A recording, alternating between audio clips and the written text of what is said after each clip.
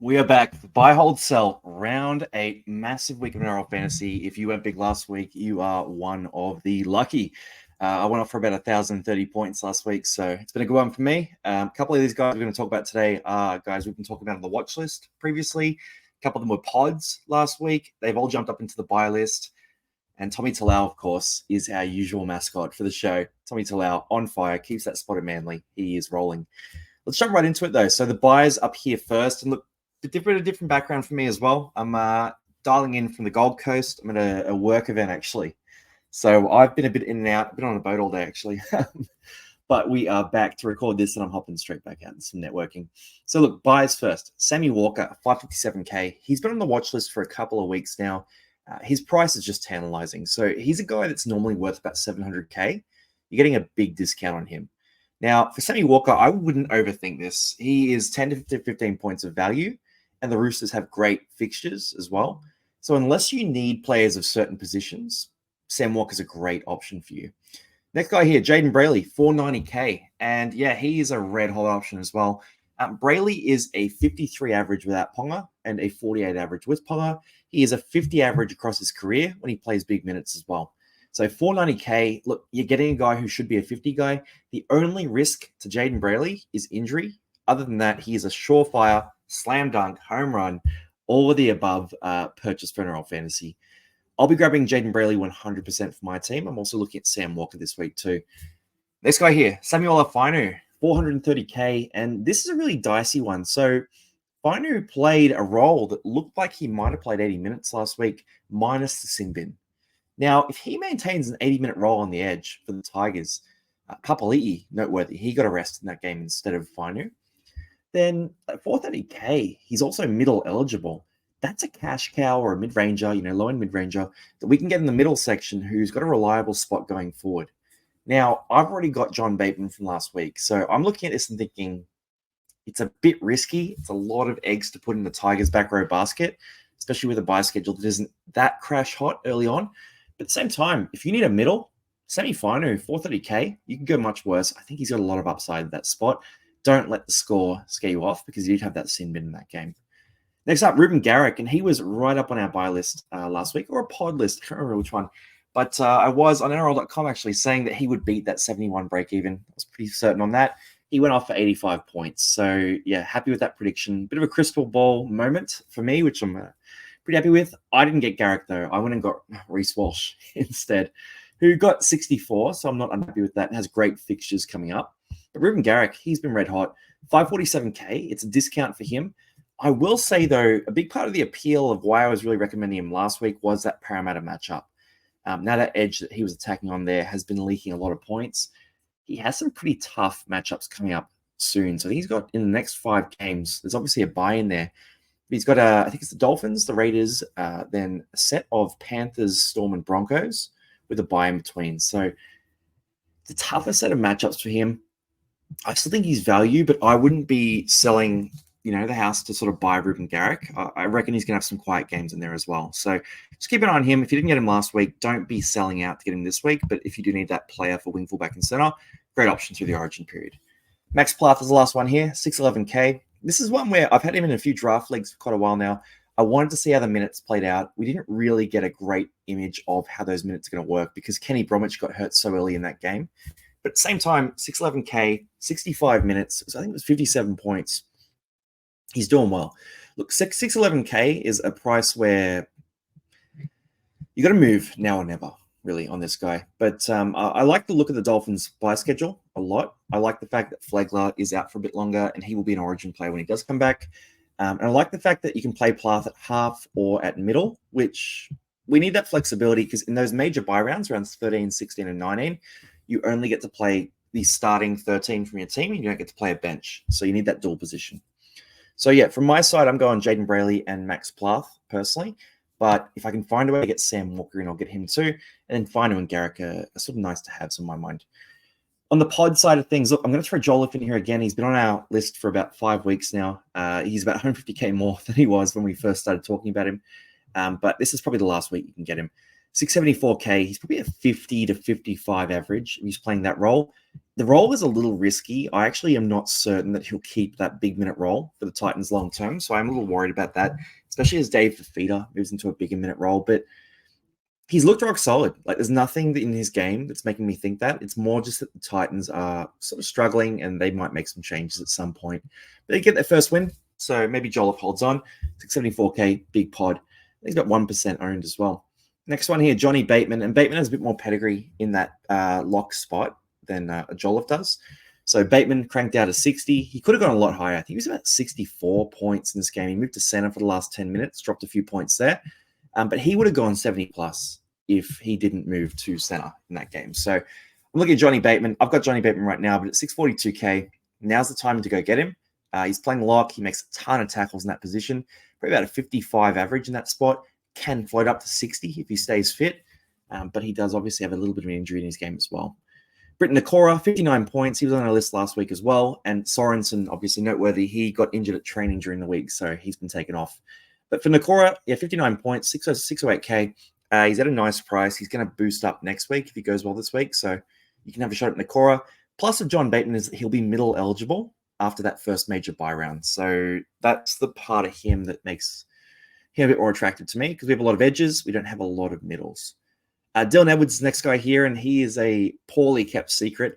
We can't keep Dylan Edwards secret. I don't have him. And look, 762K is a high price to pay for this guy. So when I look at Dylan Edwards, I think you're paying full price, if not more than that, for a guy who he's the backup for the New South Wales Origin team. He's not the starter for Tedesco necessarily. Like Tedesco should hold that spot, but he's a guy who I just don't rate it like as a buy. I know a lot of people are really into Dylan Edwards. I think at 762K, I'd rather take a gamble on someone different. And Greg Marzu has dropped 160K in the last 3 weeks. I'd rather roll the dice on him at 400K than buy another gun wing fullback, personally. Even like a Jermaine Asako here, this is a crazy pod. But Jermaine Asako last year averaged 50 points, and he was the highest point scoring winger fullback in fantasy. 577K is down about 111K from the start of the year. I'm looking at him and thinking that could be a good option. It was about 688K to start the year. He's a bit cheaper now. He had a big game on the weekend. If you believe in the Dolphins and you believe in Jermaine Asako, then that could be a pod that really pays off for you through the origin period. And in fact, I wouldn't be shocked at all if Asako outscored Garrick through this origin period. It depends, though, if Garrick is that backup fullback or if they go back to Kola, so Tolata Kola, who was so good there at the back end of last year. Hold or sell. Now, this is the big part of the video here. So Chevy Stewart, first one here, he's a hold. I've heard that he will just be getting rested in this game. So he's getting 2 weeks off because they have the bye next week as well. Keep in mind, though, that Canberra do have that bye. So if you have Smithies, Chevy Stewart, if you have, Ethan Strange, if you've got KO Weeks, if you've got a few of these other guys, you're going to really struggle with those guys on a bye next week. So for Chevy Stewart, he's a hold, 264K. He finally had a really good game for fantasy as well. So for me, Chevy's a hold. Unfortunately, the schedule's not great. It's the Panthers game, and then the Raiders are playing after that. So he's in a spot where you're not going to be able to loophole with Chevy Stewart unless you have some of those Panthers players. Maybe you have Taylor May, for example. You could loophole with Taylor May using Chevy Stewart, but other than that, it's pretty tricky. Terrell May's the next guy here, and look, Terrell, Taylor, they're both really struggling in fantasy sports right now. Terrell May's had 3 of his last 4 games, which were really bad for minutes, which I'm a bit worried about. And for me, it makes him a sell. I'm looking at him. He's the same price as Max Plath. He has great upside, Terrell May, but Max Plath has that upside as well. And Plath doesn't have the downside of playing, 20, 30, 40-minute games that Terrell May does. So, look, it's been a great ride. He's been really good for a bit, and really, really dodgy for a bit as well. Terrell May has to go, in my mind. If you don't sell Terrell May, then I wouldn't be surprised if he does pop off this week. He just randomly has these big games and small games in terms of minutes. I can't read into what's causing that. If you know what's causing it, drop it in the comments, but I don't think we really know. Trent Robinson's just sort of making his moves, and we are the victims of that. So Terrell May, sell mine, 620K. He's done a good job. Good player. He'll be good. Finafuaki. Now, this is a really interesting hold or sell. So I was set on selling Finafuaki this week. He has a 10-point break even, which is great. But when he plays off the bench, he's not a great fantasy scorer. So I would be okay with copping, loss of 10K, 20K, that kind of thing, and selling him early. For 47K, it means that you can make a move to a guy like Jaden Brayley, for example. So I was liking the look of Terrell May and Finfuyaki to Jaden Brayley and potentially a Max Plath type player. So I'm still okay with selling for Finfuyaki. Lukey is on the bench, which means that Finfuyaki probably doesn't play the full game or even really half the game. So yeah, they've re-signed Lukey. They've let Finfuyaki sign elsewhere. It's not going to be great. I wouldn't be trusting him as a starter 100%. And personally, I'm looking to move him off the roster. But my roster doesn't have too many glaring problems. That's the key, right? So I'm kind of looking for things to trade out, basically. Whereas if you're in a bit of a more troubled situation, you can hold on to him for another week and he should make you some cash. Tommy Turbo, 657K. He's not been himself for fantasy this last few weeks.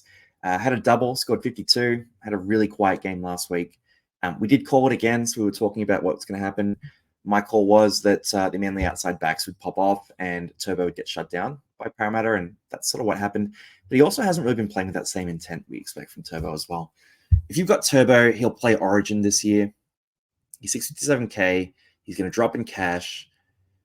I think you can move him on. I think it's time to go on Turbo. Like, look, he could easily pop off this week, and he has those games in him. They're hard to predict because he's not doing them in the games that are easier, and he's going well against teams like Penrith and all that as well. So if you want to hold on, you can hold on. Bit of a roller coaster, but I think he's getting close to expiry time. And if I had Turbo, I'd be looking to move him on pretty soon because he's sort of only going down from here. Last one is the Bulldogs forwards. And look, Jacob Preston is on the extended bench for the Dogs. So predominantly I'm talking about Jamin Salmon and by extension Sam Hughes. Now, Jamin Salmon starts in that edge spot. He's about a 40-point player when he starts on the edge. But if Preston's back, then Salmon goes back to being like a 30-point guy. By extension of that, Salmon, if he goes back to lock or to the bench and plays as a middle forward, that eats minutes off Sam Hughes. So Sam Hughes then becomes less attractive as well. Both these guys could be held. You can make some money off them. You can keep them another week. It's not going to be a lot of money. And if you have to start them in year 17, I think that the points are worth more than the couple of dollars that you're going to scrounge together from holding these guys. So personally, I'm probably going to hold Sam Hughes and sell. I sold Salmon last week, right? So I sold Salmon last week, but I'm going to hold Sam Hughes just for this week because I don't know. I think he could still grab some minutes looking at that bench. It depends if Preston plays. That's the big thing. All right, Cheapies. This is very interesting. And Jaime Sally just sort of snuck in here. I just want to put him into the list here. So he's had 2 games in a row where he's played 56 minutes for the Dragons. I have no idea what the Dragons' rotations are. I do not know what they're going to do any given time. I don't have any insights. Shane Flanagan, great coach, comp-winning coach for the Sharks. The Dragons, I don't know. Jack DeBellin's getting less minutes than we'd expect. You know, guys like Blake Laurie, he's sort of getting declining minutes as well. Jaime Sele, back-to-back 56-minute games. If he keeps doing that, he is serious value. I don't know if he's going to keep doing that, though. So you can sort of make your own call on this. Personally, I'm not making the move to Jaime Sele, but I would probably prefer someone like Samuel Afinu over Jaime Sele, but he is a bit of a pod cheapie at 406K. K Weeks is the next guy here, and Weeks was that dominant number 7. Scored 42 points in this game. Rose up about 26K as well, so 278K. He will be past 300K after this game, most likely. But the Raiders do have a bye after this game. So if you don't have Weeks already, I would consider holding off and waiting out till after their bye, just because they are making changes. So we saw Chevy Stewart's getting a rest. If KO Weeks really struggles in this game, they might take the bye period to bring in another 7. It's just a little bit dicey, right? So I do have KO Weeks myself. I got him last week, so I'm happy with the score. But in terms of a bye this week, it's risky. It's a bit like Blaze Taulagi a few weeks ago. He's going to have to play for his spot with the bye coming up. It's a little tricky. But his base stats are fantastic. Like fantasy stat-wise, he was awesome. It's just the Raiders didn't score any points in that game.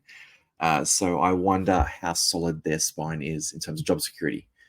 Dan Atkinson, 245K. Look, 31 points in this game is okay. That's where the good bits end. Downside is he's playing next to Nico Hines. Nico Hines scored 124 points. So is Atkinson going to have a big role there? Probably not. And it was also a game where the Sharks absolutely tore up. So battle of opposing halves here. 31 points in a game where they scored so many points, and he didn't really show out offensively at all. I don't think Daniel Atkinson is the guy for fantasy. I get the Trindle's out for quite a while. He could be out for sort of 6 weeks even. But Dan Atkinson, I think he'll be a bit of a plotter. I think you'll really struggle to get points out of him. He's not really a startable guy. He might sort of show out, but I'm not seeing enough for him yet to make that move in fantasy. Now, David Armstrong, 267K. This is really interesting where it's a situation where he's not the preferred fullback in reserve grade. So they have another guy, Sharp, who they like better in reserve grade. But Sharp was out hurt with a pretty minor injury. Now, Armstrong's held on this week. I probably need to look into this a bit more, but I think this is a dicey one. Unless you really need to make this move, I don't think it's a necessary move. I worry because Armstrong played on the wing in the trial games quite a bit. And he's really good in those trial games as well. And they were picking guys like Jenkins, guys like Marzu, all these different other guys ahead of him. Now he's at fullback because of that injury. He could easily lose that spot. He is a very explosive guy, though. He scored 50 points. And he was very good in attack. But if you pick him, you're basically backing the talent. So go watch the footage again from last week. I think it's a really unstable spot, and I think it could be another Blaze Talangi as well. So I really worry about him. Basically, I'm not super sold on all these guys, but if I was going to buy one, I did buy one last week. KO Weeks is the one I trust the most in terms of base stats, and that's worked out pretty well. But if you like Armstrong, it probably goes Weeks, Armstrong, Atkinson for mine. But totally up to your interpretation. It also depends what you think of the Knights and how they can go this week too. Knights have good fixtures, though, for the buys, so keep that in mind. Last one here is McHaley, and 266K. He's got 25 points in 17 minutes, so that's his fantasy pedigree. Look, Lukey's come back in. McHaley hasn't lost his spot. Granville has been taken off the bench. Granville is a bit of a minute eater for this team. So I look at that and think, you know what, McHaley could go to 40 minutes this week. Probably 30 minutes is what I'd expect. But he could easily be a 40 points in 30 minutes kind of guy. So you could do a lot worse than this guy at 266K. Again, it's not secure.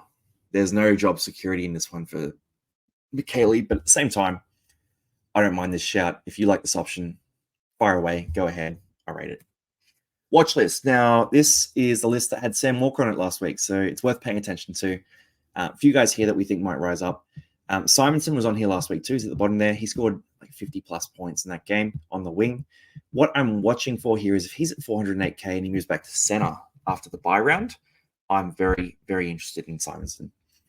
He's about a 40 average when he plays center. And I think, Parramatta are a bit dodgy, but they're running enough attacking footy that Simonson will get his at 408K with a pretty good buy schedule and the wing fullback / center dual eligibility. Ethan Sanders is the next guy, 249K. If he keeps that spot long term, which I think he might for Moses, post the bye round as well. So the Eels play the bye this week. He could be a really good option, 249K. And I'm actually more interested in him than the previous set of guys, but it will be after this bye round. So maybe keep a spot open on your roster for a cheapie. It could be Ethan Sanders. Greg Marzu, he's dropped about 160K in the last 3 weeks. So it's, what is it, like 587, 650K he was 3 weeks ago, and he's now down to 487. He dropped 60K last week, and he's going to drop a ton more over the next couple of weeks. I want to buy him after round 12. So he's got 9, 10, 11, so 3 more games. And then round 12, the Knights have a bye. Round 13, it's a major buy round. I'm hoping that Greg Marzu costs about 380K at that point. And I will take the gamble on him and just hope that he lights it up during the origin period because he has that pedigree. He's done it before. So we'll see how that one goes. That's the plan. Anyway, I'm not going to buy him early before their buy round, but I definitely could pull the trigger in a month's time. Damien Cook, 738K. Yeah, he played really small minutes. It was 47 minutes for 25 points from memory. He's going to drop some cash. He'll get down to the 600s, maybe even the lower 600s. If there is a coaching change and Damien Cook goes back to 80 minutes, we're in the money, right? That guy is a pedigree hooker. He can average 55 to 60 points for you if he plays 80 minutes consistently and Souths are playing okay footy. And Nathan Cleary, 906K. So he's down 34K on last week. It was a quieter game from him, 50 points, and he's going to get down into the 800s almost certainly. He does have the origin period coming up, though. So more just noting that he is getting very cheap when Nico Hines is closer to the $1 million mark, right? So there's about 100K difference. It's a bit tough if you don't own either of these guys, which we really recommend you do. When you're looking at them, to think, Nathan Cleary over Nico Hines. And I'm a Hines owner. I'm not a Cleary owner. But if I was owning neither of them and I wanted to catch up now, I think Hines is the better play just with the origin period. But at the same time, the idea of having Cleary as a pod captain over the next sort of 4 weeks, that's kind of exciting, right? Because other people aren't going to get on now. Nico has been so dominant, and Cleary had that falter with a 50-point game. If you want to do something different, fortune favors the brave. This could be the move that turns your season around. Anyway, guys, that is buy, hold, sell for this week. Hopefully you had a big round last week, and if not, focus ahead. You got 3 trades this week. I would be using 3 if you need to use them. Don't save trades for no reason. I think I'm probably going to use 2 of my trades just because my roster, I don't have too many guys I want to sell right now. But best of luck this week. Let me know in the comments what you're thinking for trades, and I'll see you on the next video. Peace out.